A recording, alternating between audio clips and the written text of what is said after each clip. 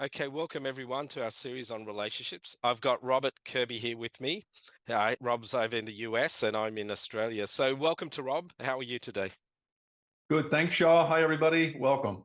So these are very mini series on relationships. So we're really going to jump into it. So let's quickly do a bio of Rob. So I'll just quickly bring this up for those who don't know Rob. Rob was in Australia for many years. He did workshops in Sydney for over 20 years. These have been run right around the world. He's been doing psychotherapy for 35 years, one of the leading psychotherapists in the world. My name's Sha. This is Rob's background, just quickly. If most of us know about Freud, but underneath Freud was Reich, and then a key person who worked under Reich was John Parakis, and Rob studied under him. My name's Sha, and I'm a therapist in Australia, specializing in relationships, TRTP, and Coherence 123. And Rob is also the creator of Coherence 123. So it's great to have him here to work with our clients in Australia and all around the world. So Rob, like I said, we just want to cover a few topics today. And Sure. the first one I was going to bring up was anger in relationships. Obviously, a lot of clients that approach us, they talk about the anger and they're concerned about, one of the partners having either a slow burn where they're not really, revealing any feelings, emotions, and then it suddenly comes on, or people that are very quickly triggered and they go into rage. But look, there's all sorts of anger issues with people. Obviously, there's a lot of anger management systems out there, but the system you teach is quite unique. So I just want to, if you can just go over a little bit about that.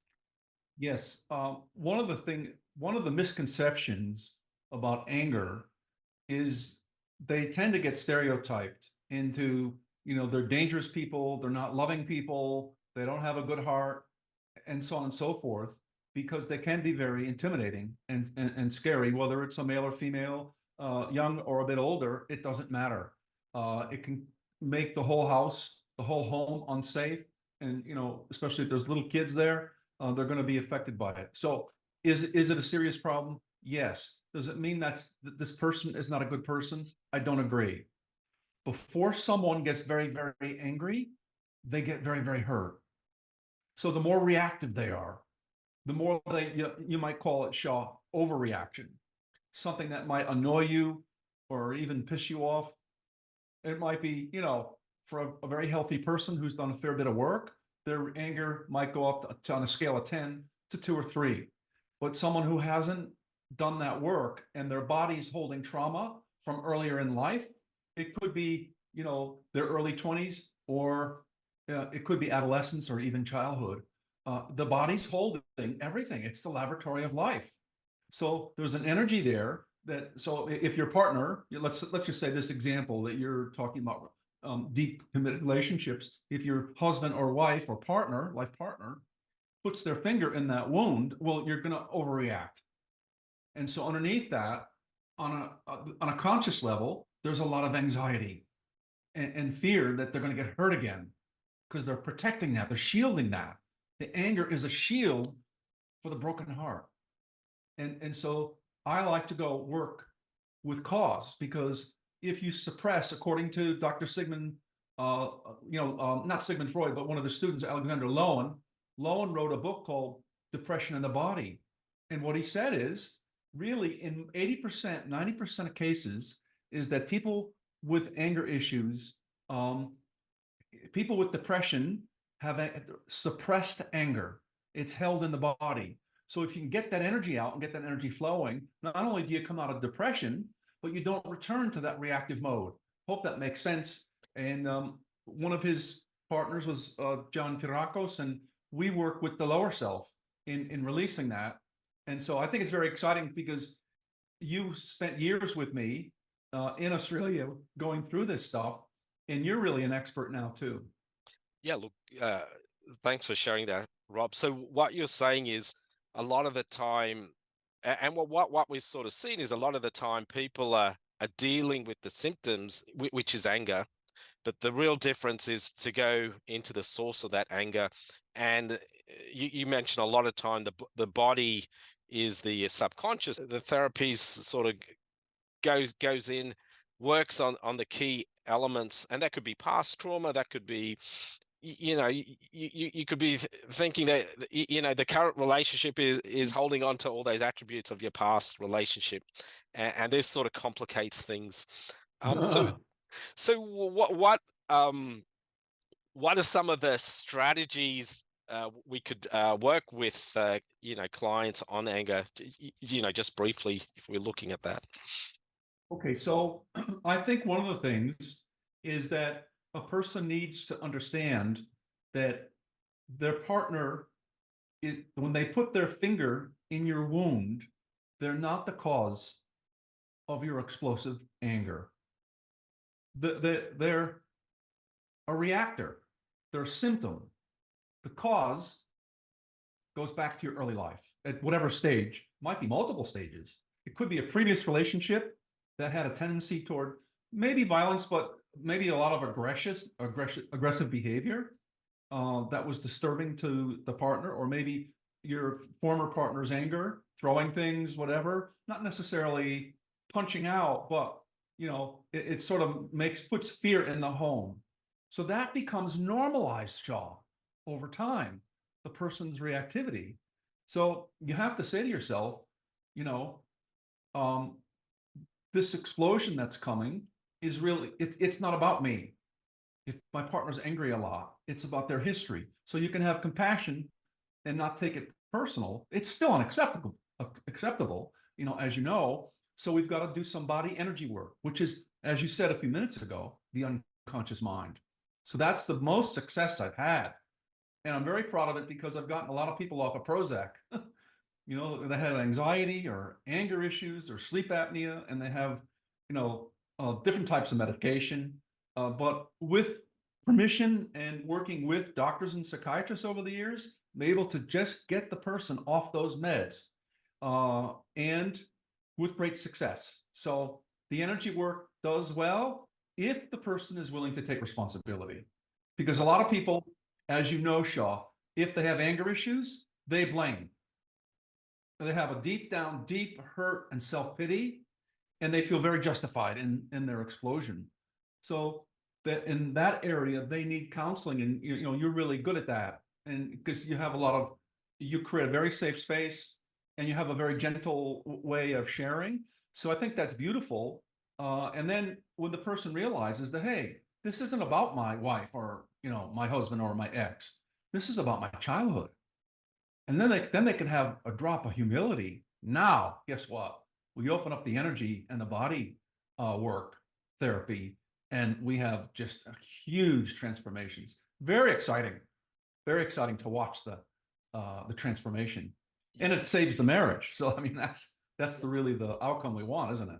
Yeah, look, definitely, we've seen a lot of angry people over the years in the courses, in private sessions, and look, the transformation is amazing because, in some ways, the feedback from the partner is what really tells you he's just not angry anymore. He's able to talk about things. The rage is gone, and that's when the partner says it, then you can really understand the impact of these therapies. I just want to talk about, some people, and look, we do know anger is healthy for, expressing. What are some of the clients even feel that, well, if I'm not angry, um, people don't understand my emotion behind it, or that they don't get my message. I come off gently, I'm a people pleaser, but only when I get angry, it's sort of, they start to listen to me. What can we, give advice around that if clients have that sort of belief? Well, thing is, if a person can have a conversation about it, because once you're reacting, or overreacting, because the other person starts contracting. So what I think is, it's okay to say, when you say that or when you do that, I feel so dismissed, disrespected, and it makes me angry, and I can feel it right now. So I can feel the anger, but I'm not reacting. I'm sharing. And I think what I call that is healthy boundaries. Right. And that is so important because if you can get your partner to take their power back and say, you know, I realize that I'm triggering your history of anger and I don't want to do that anymore. So let's communicate in a way that's mutually respectful. Then I can come back and say, yes, I have to admit that some of my anger issues really aren't, um, you're not the cause of, but you're a great trigger. You're the person I love the most in the world. I spend a lot of time with you. I live with you. Maybe we parent together, you know, whatever the situation is, Shaw, is that I take my power back by putting the cause of these angry exchanges inside of me. I take 50% and my wife takes 50%, or my partner. And now we can get to a place where we're not blaming anymore. I think the deep healing with any couple comes when we stop pointing the finger. You know, I'm innocent. I'm a good guy. You're just a bitch. It's all your fault. You know, your time of the month, all the mean things that men can say, or, you know, a wife could say, you know, you didn't get the raise that you deserve. You missed out on the promotion. You know, what kind of provider are you? So when we go to that nasty place, you know, it's very, very hurtful. The labels and so forth. But we do that because we're so furious. And I think couples can get to a place where they don't need to do that anymore. Like, we're adults now. We don't have to have this little teenage um, finger pointing stuff. You know, we're human. Sometimes we slip back. But if we both have this intention to heal, yes, I totally agree with you, Shaw. You can't just stuff all the anger down, because anything you deny, you act out. You know what I mean? Right, right. If I Anything you have a lot deny, of you anger act and out. Got you. I'm stuffing it because I want to be Gordon, good guy. I want my lady to be happy.